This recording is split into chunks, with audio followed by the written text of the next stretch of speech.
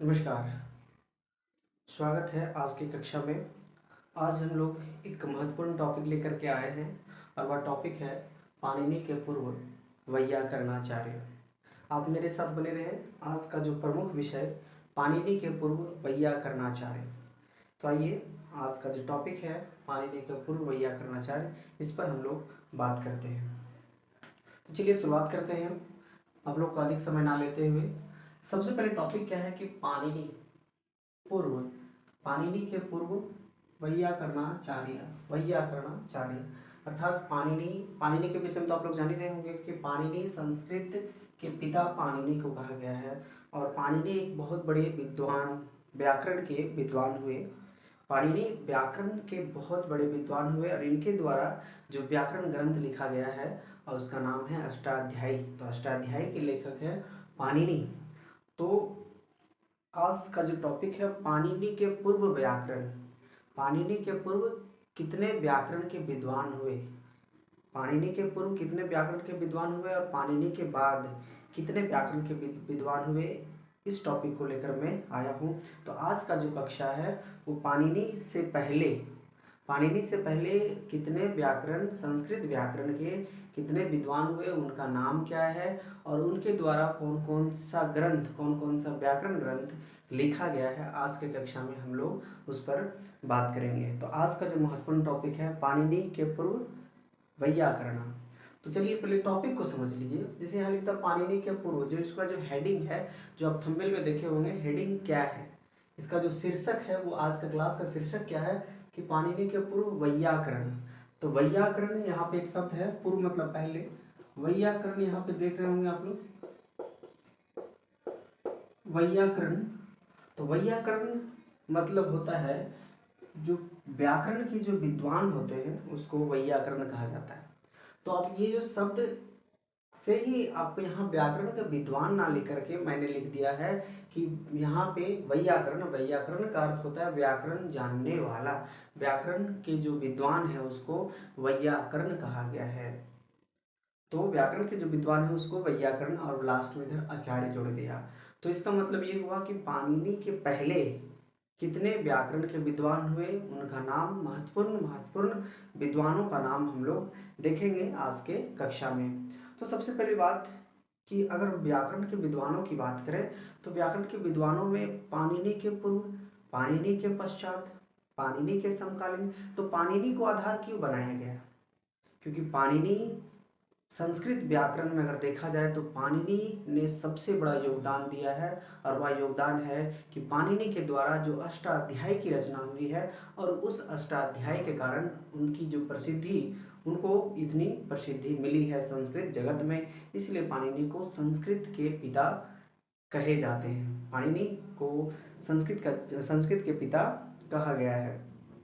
तो समझिएगा, जैसे होता है कि किसी भी सेक्टर में जो, चूँकि पाणिनि बहुत ज़्यादा पॉपुलर थे, इसीलिए पूरे संस्कृत के पाणिनि, ये पूरे संस्कृत व्याकरण के जो, अगर संस्कृत व्याकरण की बात होती है तो उसमें सबसे पहले अगर किसी का नाम आता है तो वो है पाणिनि, महर्षि पाणिनि, भगवान पाणिनि। और विद्वानों की अगर बात करें तो उसको तीन कैटेगरी में बांटा गया। पहला कि पाणिनि के पहले, पाणिनि के बाद, और कुछ व्याकरण ऐसे, व्याकरण के विद्वान ऐसे हुए जो पाणिनि के समकालीन हुए। इसीलिए चूंकि पाणिनि के पूर्व व्याकरण, पाणिनि के पश्चात व्याकरण, तो पाणिनि है कौन, चूंकि पाणिनि संस्कृत जगत में सबसे ज़्यादा, अगर व्याकरण के क्षेत्र में बात करें तो सबसे ज़्यादा योगदान पाणिनि ने दिया। चूंकि पाणिनि के द्वारा जो रचना हुई थी अष्टाध्यायी, और अष्टाध्यायी की रचना होने के कारण, जिस अष्टाध्यायी की रचना होने पर पूरा जो संस्कृत भाषा है वो पूरी तरह से सुदृढ़ हो गया और पूरी तरह से वो एक स्तंभित हो गया, पूरी तरह से एक मजबूत बन गया। और चूंकि प्रत्येक भाषा का जो आधारभूत जो होता है, प्रत्येक भाषा की पहचान उसके व्याकरण से होती है। प्रत्येक भाषा का अपना एक अलग व्याकरण होता है जिसमें उस भाषा का सारा नियम, रूल, रेगुलेशन लिखा हुआ रहता है। तो पाणिनि ने जब अष्टाध्यायी की रचना की, पाणिनि ने जब अष्टाध्यायी की रचना की तो तब से संस्कृत जो भाषा है वो पूरी तरह से सुदृढ़ हो चुका है। और तब से अभी तक संस्कृत भाषा बिल्कुल नहीं बदलती है, जो है पहले वही अभी चलती आ रही है ये भाषा। तो इसीलिए विद्वानों की पहचान जो है वो दो कैटेगरीज किया जाता है। पाणिनि, कुछ विद्वानों की पहचान पाणिनि के पहले, कुछ विद्वानों का पहचान पाणिनि के बाद, और कुछ विद्वान व्याकरण विद्वानों की पहचान पाणिनि के समकालीन। इसीलिए पाणिनि को आधार मान करके पूरे संस्कृत जगत के जितने विद्वान हुए, व्याकरण के जितने विद्वान हुए, उसको पाणिनि के आधार मान करके बांटा गया। तो पाणिनि के पूर्व और पाणिनि के पश्चात। तो ये आप लोग समझ गए होंगे टॉपिक क्या है कि पाणिनि के पूर्व वैयाकरण। वैयाकरण का अर्थ होता है कि व्याकरण के विद्वान को वैयाकरण कहा जाता है। तो क्लियर हो गया होगा। तो चलिए आगे फिर हम लोग बात करते हैं। तो इसको शुरुआत करने से पहले हम एक चीज़ में आप लोग को इम्पोर्टेंट बात बता देना चाहता हूँ कि अगर हम संस्कृत व्याकरण की बात करें, संस्कृत व्याकरण के विद्वानों की बात करें कि संस्कृत का क्या स्थिति रहा है, संस्कृत ग्रामर का क्या स्थिति रहा है पूरे प्राचीन काल से अभी तक की बात करें, तो संस्कृत का एक समय सीमा की बात करें तो संस्कृत काल को, संस्कृत व्याकरण के काल को 4 खंडों में बांटा गया है। पहला खंड को कहा जाता है संस्कृत का, अगर संस्कृत व्याकरण की बात करें कि संस्कृत का विकास कैसे हुआ, संस्कृत व्याकरण का विकास कैसे हुआ, सबसे पहले क्या था, उसके बाद क्या हुआ, उसके बाद क्या हुआ, उसके बाद क्या हुआ, इसको हम लोग देखते हैं। तो चलिए सबसे पहले बात करते हैं। तो पहला जो यहाँ पे विषय है, बोला जाता है कि ये पाणिनि के पूर्व वैयाकरण, एक काल को निर्धारित किया जाता है कि पाणिनि के पूर्व के जो व्याकरण हुए, और दूसरा काल को यहाँ निर्धारित किया जाता है, इसको कहते हैं संस्कृत व्याकरण का उत्कर्ष काल, संस्कृत व्याकरण का उत्कर्ष काल। तीसरा कहा जाता है व्याख्या काल, व्याख्या काल या फिर व्याख्या युग, व्याख्या युग। फिर संस्कृत ग्रामर का प्रक्रिया युग कही जाती है। तो संस्कृत काल को अगर हम बांटे, संस्कृत व्याकरण के काल को अगर बांटे तो उसको 4 युग में बांट सकते हैं, 4 कालों में बांट सकते हैं। उत्कर्ष युग, तो ये है 4 फॉर्मेट है। अब इसको मैं समझाता हूँ। तो सबसे पहले कि पाणिनि क्या हुए कि पाणिनि के पूर्व जितने भी विद्वान हैं उसको अलग रख दिया गया है। तो 5 सबसे पहले जो है व्याकरण की बात करें तो ये संस्कृत व्याकरण की बात करें तो संस्कृत व्याकरण को एक अलग स्टेज माना गया है। वो क्या रखा गया है कि पाणिनि के पूर्व संस्कृत के जितने विद्वान हुए उसको, इसका एक अलग समय सीमा में रख दिया गया है। उसके बाद दूसरा काल आता है उत्कर्ष काल। उत्कर्ष का मतलब हुआ कि विकास। उत्कर्ष काल, अच्छा उत्कर्ष गलत लिखा हुआ है, उत्कर्ष काल, उत्कर्ष का मतलब ये डेवलप। तो इस काल में पूरे संस्कृत का विकास हुआ। उत्कर्ष काल में, उत्कर्ष युग में पूरा संस्कृत का क्या हुआ, पूरा विकास हुआ, उत्कर्ष हुआ, पूरा विकास हुआ संस्कृत व्याकरण का, संस्कृत का नहीं, संस्कृत व्याकरण का विकास हुआ। तो ये इस काल में ही आपका उत्कर्ष काल में ही पाणिनि हुए, और फिर पतंजलि हुए, और फिर कात्यायन हुए। तो ये संस्कृत व्याकरण के त्रिमुनि, इन तीनों को कहा जाता है पाणिनि, पतंजलि और कात्यायन। पाणिनि, पतंजलि और कात्यायन, ये संस्कृत जगत के, संस्कृत व्याकरण के ये त्रिमुनि हुए। तो ये त्रिमुनि अगर बात करें तो ये उत्कर्ष काल में ये हुए। तो इसी चूंकि उत्कर्ष युग में, उत्कर्ष काल में ये तीनों का ही योगदान रहा। तो अगर बात करें कि संस्कृत ग्रामर को बात करें तो उसको 4 भागों में बांटा गया है।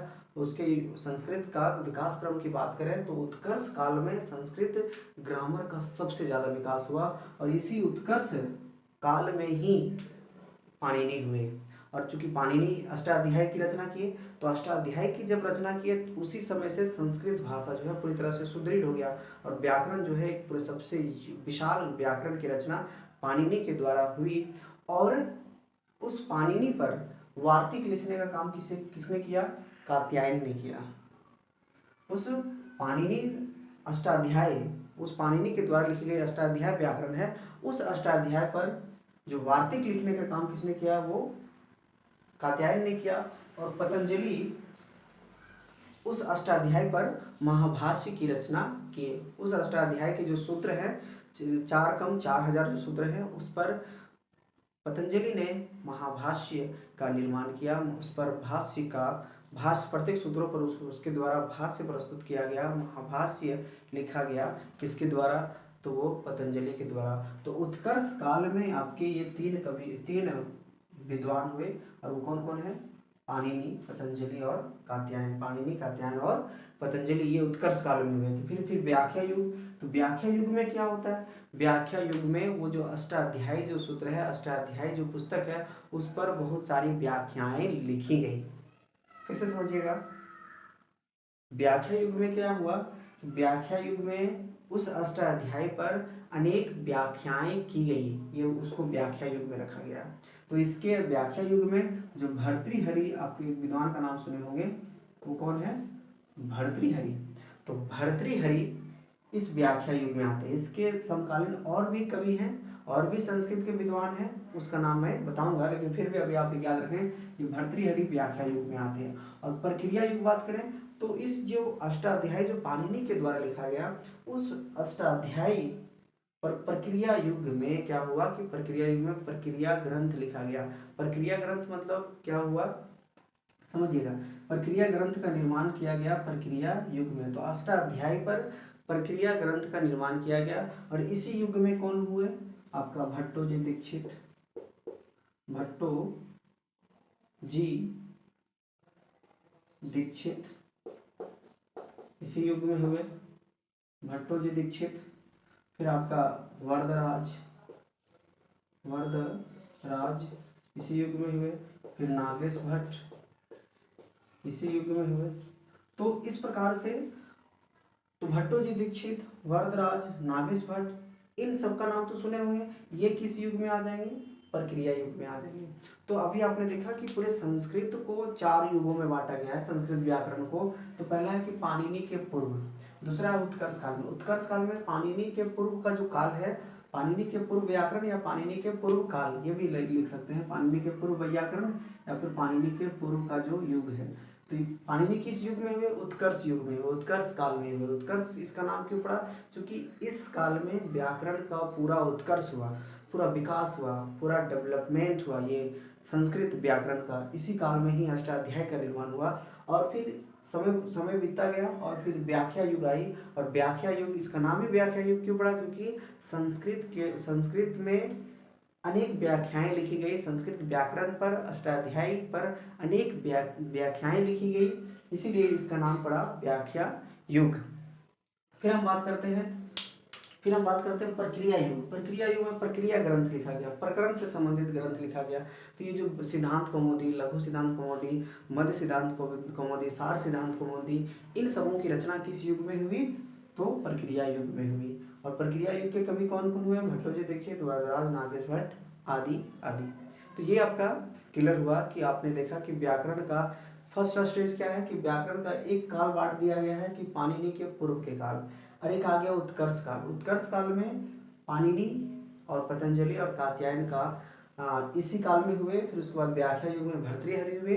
और फिर प्रक्रिया युग में अनेक प्रक्रिया संबंधित ग्रंथ लिखा गया, और उसमें से कौन कौन है? भट्टो जी दीक्षित, वरदराज और नागेश भट्ट। और भी हैं, इसका नाम फिर मैं आप लोग को बता दूंगा। तो यहाँ तक क्लियर हो गया। फिर हम अब हम ये यहाँ तक जो है इस क्लास की भूमिका चली, यहाँ तक इस क्लास की सारी भूमिकाएं चली। तो ये भट्टो जी दीक्षित, वरदराज, नागेश भट्ट, भर्तृहरि, ये सब क्या आ जाएंगे? पाणिनि के पश्चात के व्याकरणाचार्य आ जाएगा। पाणिनि पश्चात के व्याकरण के विद्वान ये सब कहलाएंगे, क्योंकि पाणिनि इस काल में हुए, पाणिनि इस काल में हुए।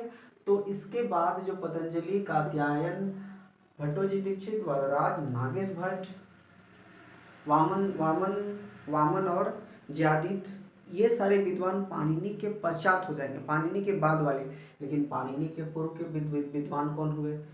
जिसमें अष्टाध्याय की रचना नहीं हुई थी, अष्टाध्याय व्याकरण की रचना नहीं हुई थी, उस समय भी तो व्याकरण रहता होगा ना, व्याकरण होगा ना। तो उस समय व्याकरण जो निर्माण किया गया होगा, उस निर्माणकर्ता का नाम क्या था? व्याकरण निर्माण करने वाला व्याकरण के विद्वान का नाम क्या था? वही आज के कक्षा में हम लोग देखने वाले हैं। तो अभी तक इस क्लास की सारी भूमिकाएं आप लोगों ने देखी। तो यहाँ तक क्लियर हुआ? बोलिए।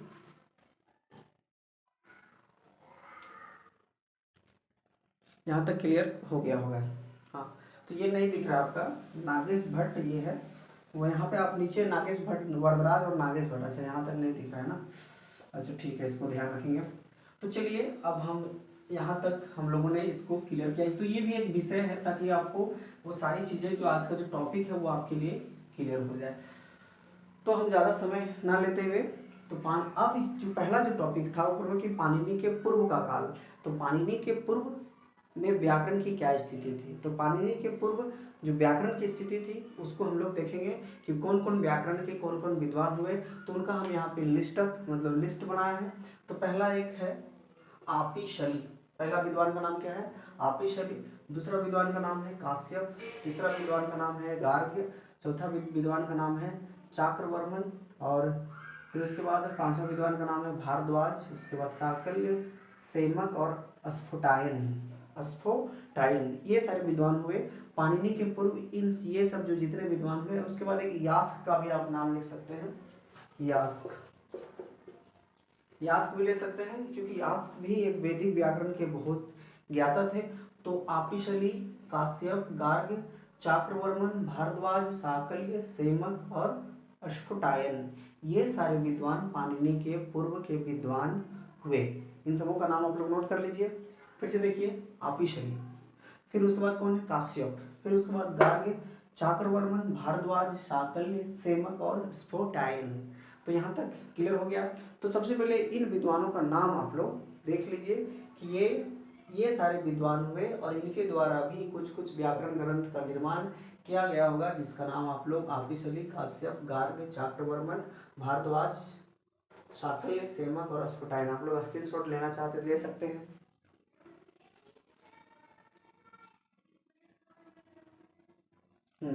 फिर आप आगे आइए। फिर हम बात करते हैं आपिशली। एक व्याकरण विद्वान का नाम लिखिए, आपिशली, आपिशली, इस पर हम लोग बात करते हैं। आपिशली के बारे में हम लोग देखेंगे।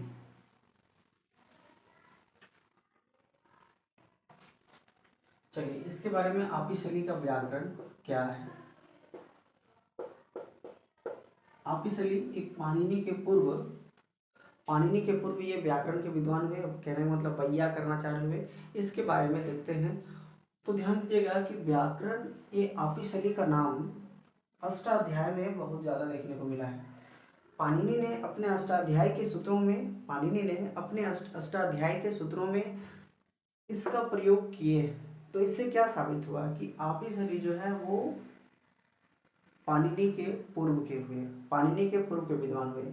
इनके द्वारा भी एक व्याकरण ग्रंथ का निर्माण किया था, जिसको लोग बोलते हैं कि आपिशली व्याकरण।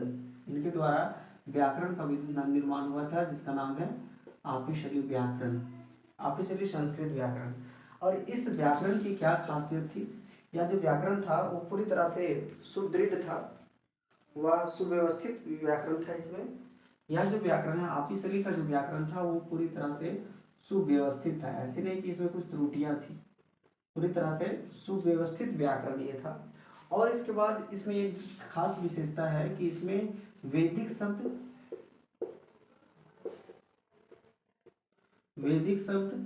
और लौकिक शब्द, इन दोनों शब्दों की बहुत बारीकी से विवेचना की गई थी आपिशली व्याकरण में। तो आपिशली जो व्याकरण है, मतलब आपिशली के द्वारा जो व्याकरण ग्रंथ लिखा गया उसका नाम क्या है, आपिशली व्याकरण। और आपिशली व्याकरण पूरी तरह से सुव्यवस्थित व्याकरण था। ऐसी बात नहीं कि उसमें कुछ कमियां थी, हाँ, लेकिन इस व्याकरण की खासियत क्या है कि इसमें वैदिक शब्द और लौकिक शब्द दोनों मिले हुए थे। लेकिन याद रखें कि उसके बाद चूंकि ये पाणिनि के पूर्व थे, तो पाणिनि के पूर्व जो संस्कृत था उसको लगभग वैदिक संस्कृत लोग कहते थे। पाणिनि ने जब अष्टाध्याय की रचना की तभी वहीं से वैदिक लौकिक संस्कृत, तो ये जो संस्कृत को दो कैटेगरी में बांटा गया है, पहला लौकिक वैदिक संस्कृत, उसके बाद लौकिक संस्कृत। तो ये अष्टाध्याय जो है वो पूरी तरह से लौकिक संस्कृत का व्याकरण है। तो लौकिक संस्कृत जो है पूरी अष्टाध्याय में सम्मिलित है। पाणिनि के द्वारा भी वैदिक व्याकरण का भी निर्माण किया गया था। तो पाणिनि के पूर्व जो व्याकरण था वो वैदिक व्याकरण था, और पाणिनि के पश्चात जो व्याकरण हो गया तो वो लौकिक व्याकरण आ गया।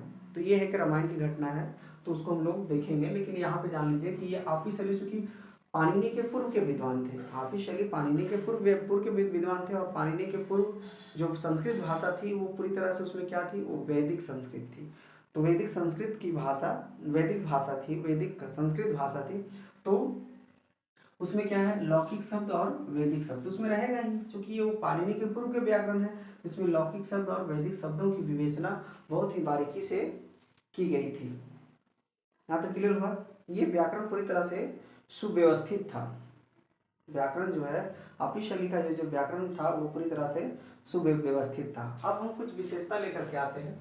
आपी शैली ये जो व्याकरण था, आपी शैली व्याकरण की कुछ विशेषता हम आपको लेकर के आते हैं। आपी शैली व्याकरण में लिरिकार, दीर्घ लिरिकार के विषय में जिक्र किया गया है।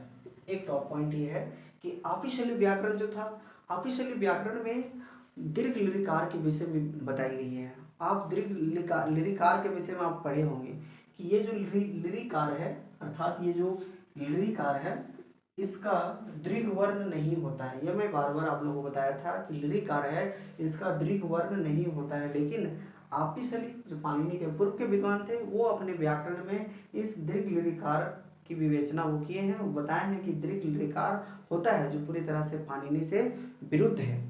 फिर से समझिए इसको, फिर से इसको समझने की कोशिश करेंगे आप।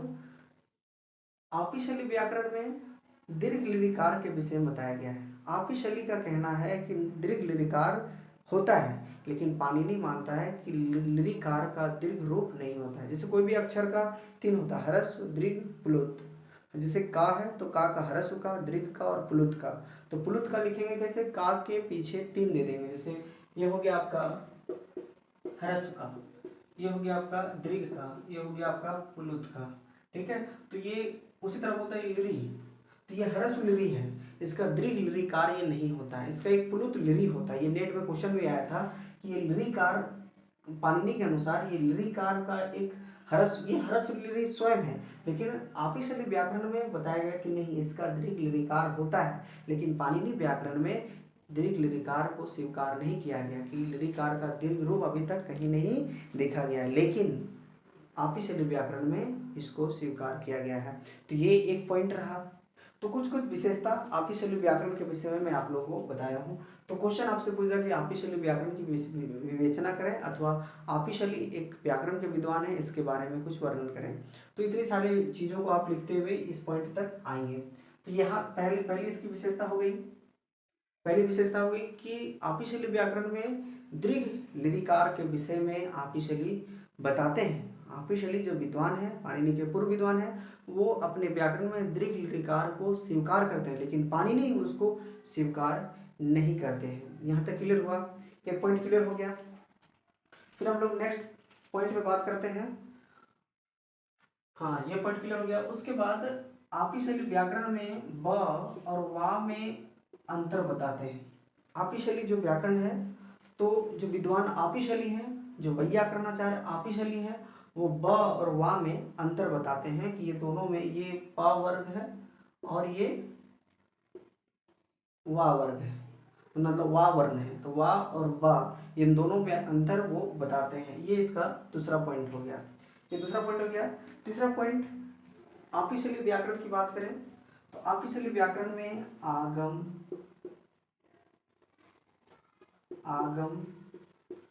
आदेश,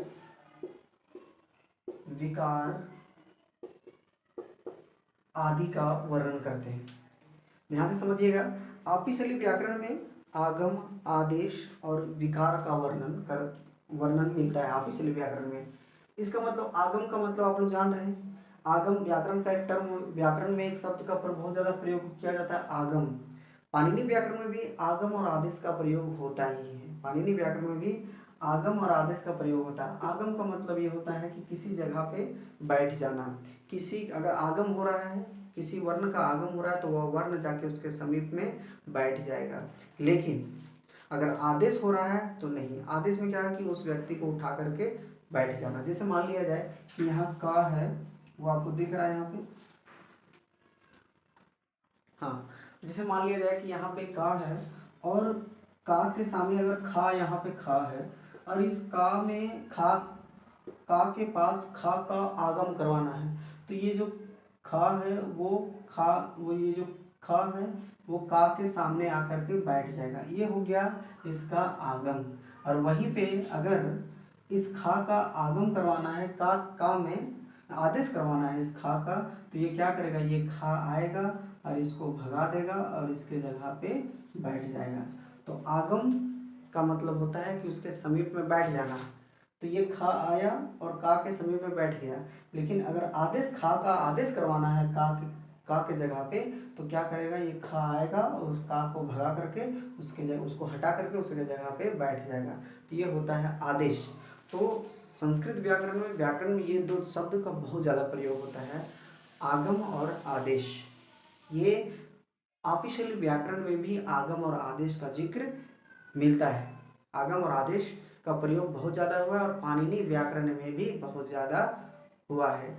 इसलिए हम ये कह सकते हैं कि पाणिनि व्याकरण और आपिशल्य व्याकरण ये दोनों में काफ़ी समानताएं भी देखने को मिली है। तो यहाँ तक क्लियर हो गया, यहाँ तक सारी चीज़ें समझ में आ गई आप लोग को। फिर एक महत्वपूर्ण बात है, यहाँ तक आप लोगों को मैं बिठा देता हूँ, फिर मैं आगे आपको लिखता हूँ, ठीक है।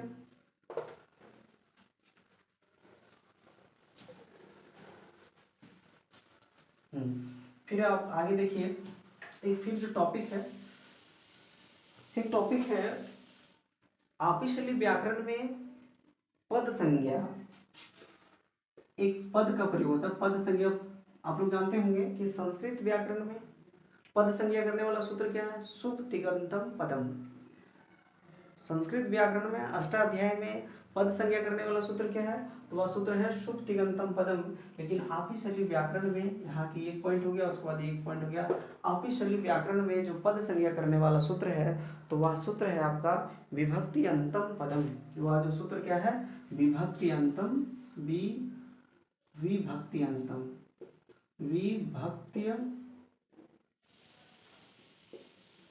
विभक्ति अंतम पदम, ये सूत्र कहते हैं। आपिशल्य व्याकरण में जो पद संज्ञा करने वाला सूत्र है वो क्या है, विभक्ति अंतम पदम। लेकिन पाणिनि व्याकरण में जो पद संज्ञा करने वाला सूत्र क्या है, तो वो क्या है, शुभ तिगंतम पदम। शुभ तिगंतम, शुभ तिंग अंतम पदम। ये क्या है, ये पाणिनि व्याकरण के अनुसार पद संज्ञा करने वाला सूत्र है और ये विभक्ति अंतम पदम। ये आपिशल्य व्याकरण में ये पद संज्ञा करने वाला सूत्र है, लेकिन दोनों का मीनिंग सेम होता है। दोनों का मीनिंग क्या है, सेम होता है। तो आज की कक्षा हम लोग यही रखेंगे। तो ध्यान दीजिएगा कि आपिशल्य व्याकरण और पाणिनि व्याकरण काफ़ी हद तक सही है। आपिशल्य व्याकरण में जो पद संज्ञा करने वाला सूत्र है वो क्या है, विभक्ति अंतम पदम। लेकिन पाणिनि सूत्र में, पाणिनि के अष्टाध्याय में जो पद संज्ञा करने वाला सूत्र है वो क्या है, सुप तिगंतम पदम। तो सुप और तिंग भी एक प्रकार का विभक्ति है, सुप और तिंग भी एक विभक्ति का ही प्रकार है। तो सुप क्या एक विभक्ति है, तो सुप जिसके अंत में हो उसको पद संज्ञा कहते हैं, तिंग जिसके अंत में हो उसको भी पद संज्ञा कहते हैं। तो उसी प्रकार से यहाँ पर विभक्ति जिसके अंत में हो उसी को पद संज्ञा कहते हैं। तो आपिशल्य व्याकरण और पद संज्ञा व्याकरण, आपिशल्य व्याकरण और पाणिनि व्याकरण दोनों में समानताएं देखी गई है पद संज्ञा के अनुसार, विभक्ति अंतम और सुप्तिगंतम पदम। तो आज की कक्षा हम लोग यहीं पे रखते हैं।